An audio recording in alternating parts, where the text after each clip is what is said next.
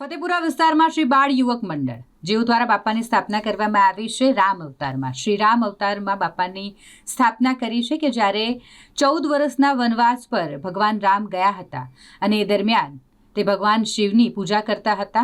એ જ અવતારમાં બાપાની સ્થાપના શ્રી બાળ યુવક મંડળ દ્વારા કરવામાં આવી છે.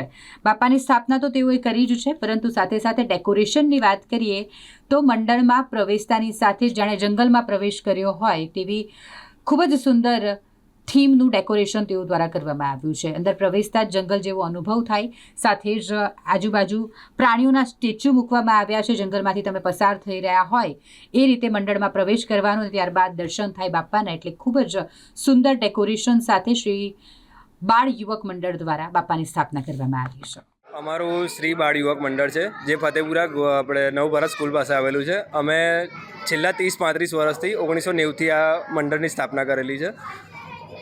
કયા થીમ પર આજે ગણેશજીને વિરાજમાન કરવા છે, શું મેસેજ આપવામાં? ગયા વર્ષે અમારી અમરનાથની થીમ હતી, એની ભવ્ય સફળતા અને વડોદરાવાસીઓનો લોકપ્રેમ જોઈને આ વર્ષે અમે રામ વનવાસ જે રામેશ્વર ખાતે પહોંચ્યા અને તેમને શિવલિંગની સ્થાપના કરવાનું વિચાર્યું હતું. તો ત્યાં આગળ અત્યારે અમે રામેશ્વરની સ્થાપના અહીંયા કરી છે. રામ વનવાસની ટોટલી થીમ ઊભી કરી છે. આગળથી તમે અંદર એન્ટર થશો તો તમને જંગલ જેવી ફિલિંગ આવશે અને પ્રાણીઓ પણ અમે સ્ટેચ્યુ મૂકેલા છે અહીંયા આગળ. બાળકોને પણ ખૂબ મજા આવશે, વડોદરાવાસીઓને પણ ખૂબ મજા આવશે. શું મેસેજ આપવા માંગશો ગણેશજીને જ્યારે તમે આવું ડેકોરેશન કરેલું છે તો વડોદરાવાસીઓ શું કહેશે?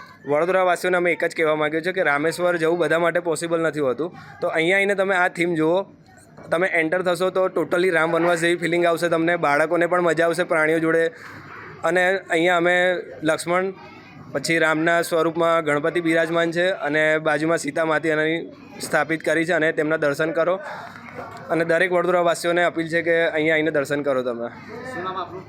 ધવલ રબારી.